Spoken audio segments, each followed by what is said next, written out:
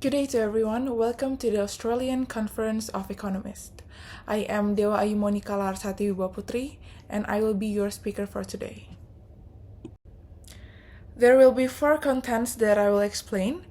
The first one, tax impacts producer and consumer welfare. The second one, tax on imports, the tariff. The third one, how could AI affect inequality of labor market? How could AI affect productivity and output in the economy? And how could use behavioral economics to understand why people choose unhealthy foods? Looking for the first slide, I'll discuss consumer and producer surplus and how consumption taxes affect consumer and producer welfare. As you can see, this graph contains consumer and producer surpluses, and the government imposed a tax which took a portion of the consumer and producer surpluses. As a result of the tax, the demand curve shifted to the fund, resulting in the intersection of the new Nebin curve and supply curve, which is at P5, the price that the seller received after tax. And at the equilibrium point, the consumer will pay a higher price for the good, which is the price that the buyer pays after the tax. And the producer will receive a lower price for the good, resulting in a portion lost to society, known as deadweight loss. Deadweight loss is the loss of economic efficiency that occurs when the market equilibrium outcome is not released, or when market distortions, such as taxes, result in the loss of total surplus. So you can see how inefficient the market is. The society had one equilibrium point, which is point A, but now they have point C due to taxation. For the next one, how does import taxes work? The tariff will seem as it does now. External suppliers were brought into the country because the equilibrium price between imported supply and domestic demand is low. The domestic consumer wants the units from the external provider, which it increases the domestic consumer surplus, while decreasing the producer surplus. Now, since the government imposed tariffs, imported supply has shifted the fund, and because of the task, import has decreased. So in the domestic slide, consumer surplus will decrease and producer surplus will increase to the upper line of the task, resulting in a debit loss which corresponds to the import inefficiency.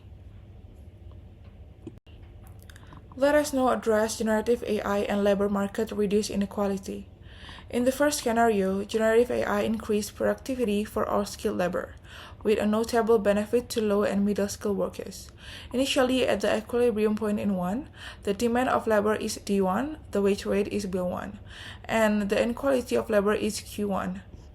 As AI increased productivity, the demand shifts from D1 to D2, rising ranges from W1 to W2, and growing employment from Q1 to Q2, narrowing wage gaps and decreasing inequality, as more employees gain access to the new opportunities.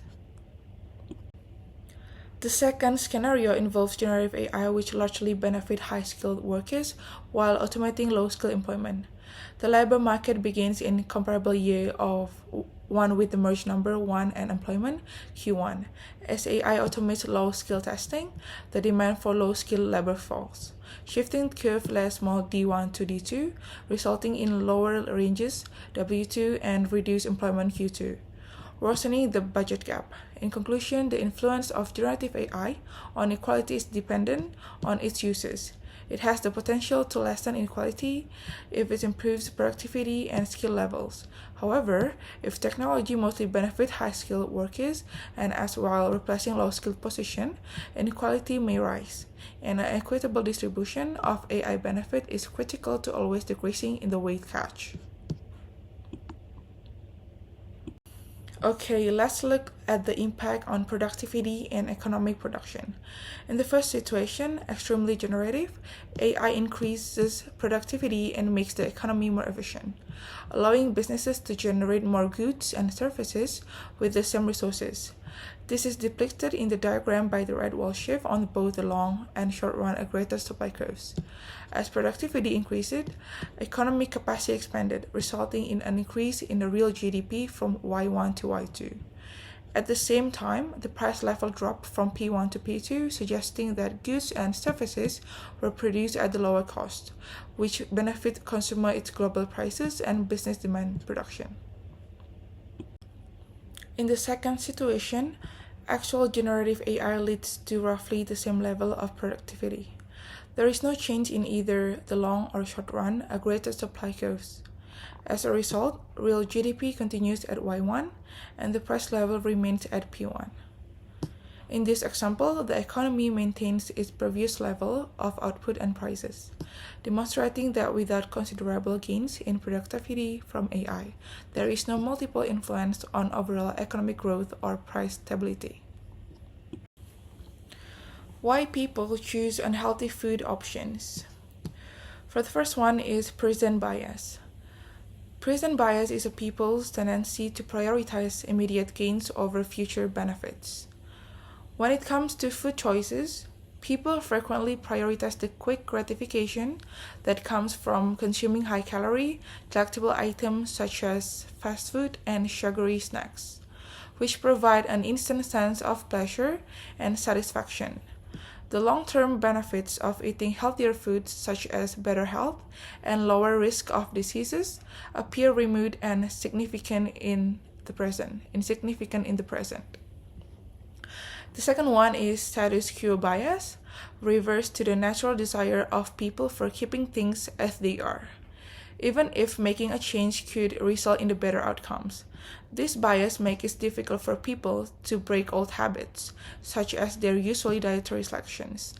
People frequently continue to their established eating patterns because it is more comfortable and involves less mental work than switching to a better diet, which may entail planning, learning new recipes, or changing their lifestyle.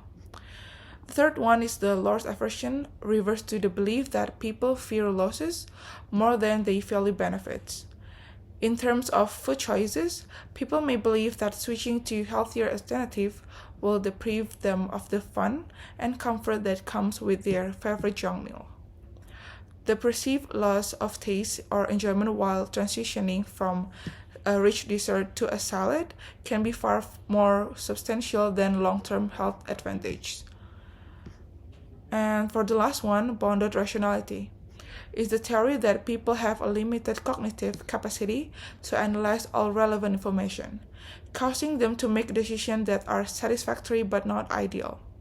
When it comes to making food choices, people are sometimes confused with complex and sometimes contradicting information about nutrition, health, and dieting. As a result, they may prefer a simpler, more easy selections, often unhealthy ones, rather than exploring the complex landscape of food possibilities. Thank you.